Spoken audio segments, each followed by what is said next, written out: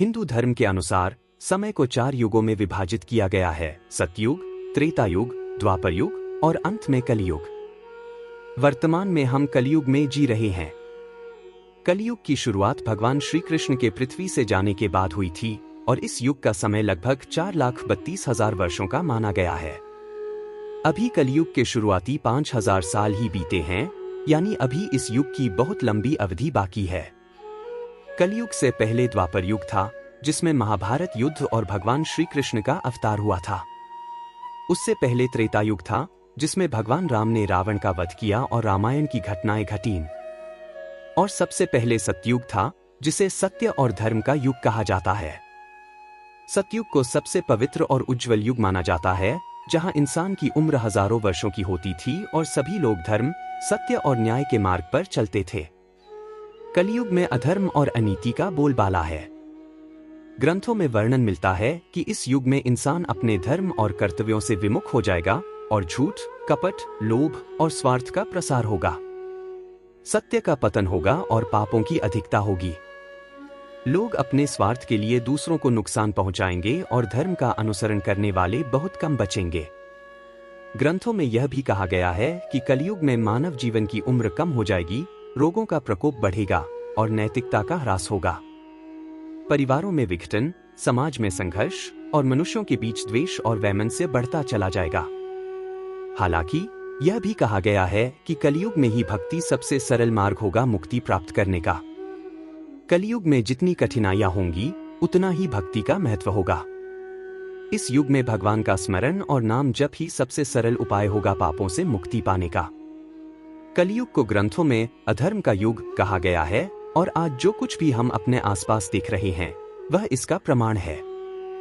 वर्तमान में समाज में नैतिकता और मूल्य धीरे धीरे गिरते जा रहे हैं।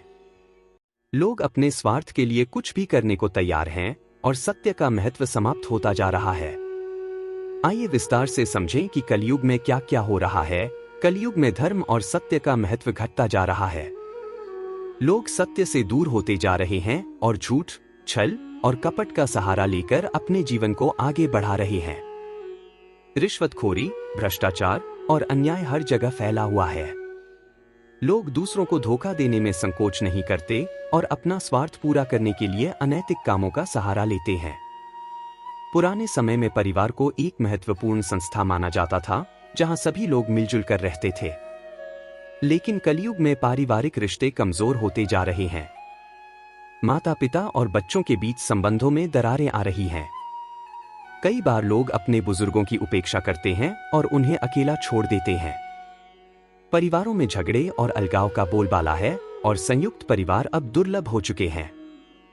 कलियुग में इंसान पर काम, क्रोध, लोभ और मोह का गहरा प्रभाव पड़ा है। लोग अपनी इच्छाओं और वासनाओं के वश में आकर अधर्म के रास्ते पर चलने लगे हैं। मोहमाया में फंसकर इंसान अपने कर्तव्यों को भूलता जा रहा है। लालच ने इंसानों को इतना अंधा बना दिया है कि वह अपने फायदे के लिए किसी भी हद तक जा सकते हैं। कलियुग में शारीरिक और मानसिक रोगों का प्रसार बहुत तेजी से हो रहा है। पुराने युगों में जहां लोग लंबी आयु और स्वस्थ जीवन जीते थे, वहीं कलियुग में बीमारियां और तनाव आम हो गए हैं। आधुनिक जीवन शैली, प्रदूषण, अस्वास्थ्यकर भोजन और नैतिक पतन के कारण लोग कई गंभीर बीमारियों का सामना कर रहे हैं। मानसिक तनाव, डिप्रेशन और चिंता जैसी समस्याएं भी बढ़ती जा रही हैं। लोग शांति और संतोष को खोते जा रहे हैं और उनका जीवन दुख और पीड़ा से भरा हुआ है। कलियुग में मनुष्य अपने स्वार्थ और लालच के कारण प्रकृति का अत्यधिक शोषण कर रहा है। जंगलों की अंधाधुंध कटाई, नदियों का प्रदूषण और प्राकृतिक संसाधनों का गलत तरीके से उपयोग पर्यावरण को गंभीर नुकसान पहुंचा रहा है।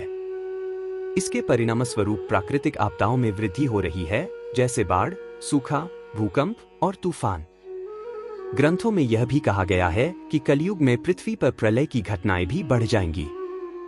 कलियुग में लोग भौतिक सुख सुविधाओं के पीछे अंधाधुंध दौड़ लगा रहे हैं।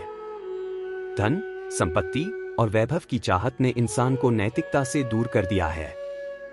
लोग अपने भौतिक लक्ष्यों को पाने के लिए कुछ भी करने को तैयार हैं, चाहे इसके लिए उन्हें धोखा, छल या अनैतिक कार्य क्यों न करने पड़े। धन कमाने की लालसा ने समाज में अन्याय, असमानता और आपसी द्वेष को बढ़ावा दिया है। कलयुग में जाति, धर्म और राजनीति के नाम पर समाज में वैमनस्य और विभाजन फैलाया जा रहा है। लोग धर्म और जाति के आधार पर एक दूसरे के खिलाफ खड़े हो जाते हैं और राजनेता इन मुद्दों का दुरुपयोग करके सत्ता हासिल करने की कोशिश करते हैं। धर्म, जो शांति और सद्भाव का प्रतीक होना चाहिए, उसे राजनीतिक उद्देश्यों और स्वार्थ के लिए इस्तेमाल किया जा रहा है। इससे समाज में नफरत, हिंसा और भेदभाव बढ़ते जा रहे हैं। कलयुग में लोगों की आस्था और विश्वास कमजोर पड़ गए हैं। प्राचीन काल में जहां लोग भगवान और धर्म में गहरी आस्था रखते थे, वहीं आज लोग आध्यात्मिकता और धर्म से दूर होते जा रहे हैं। भौतिकता की चमक-धमक ने इंसानों को अपने जीवन के असली उद्देश्य से भटका दिया है। लोग भगवान और धर्म में विश्वास करने के बजाय तात्कालिक सुख और लाभ को प्राथमिकता देने लगे हैं। इससे समाज में अराजकता और असंतोष बढ़ता जा रहा है। कलयुग में मानवीय रिश्तों की नींव कमजोर होती जा रही है। पहले जहां रिश्ते प्रेम, त्याग और समझ पर आधारित होते थे, आज वे स्वार्थ, प्रतिस्पर्धा और अस्थिरता से भर गए हैं। मित्रता, शादी और पारिवारिक रिश्ते अब टिकाऊ नहीं रहे। लोगों के बीच भरोसा घटता जा रहा है और रिश्तों में ईर्ष्या, धोखा और स्वार्थ का बोलबाला है। कलयुग के अंत में भगवान विष्णु का कल्कि अवतार होगा, जो अधर्म का नाश करेंगे और पुनः सतयुग की स्थापना करेंगे। इसका वर्णन कई पुराणों में विस्तार से किया गया है। कल्कि अवतार के बाद पृथ्वी पर धर्म, सत्य और शांति का युग फिर से लौटेगा।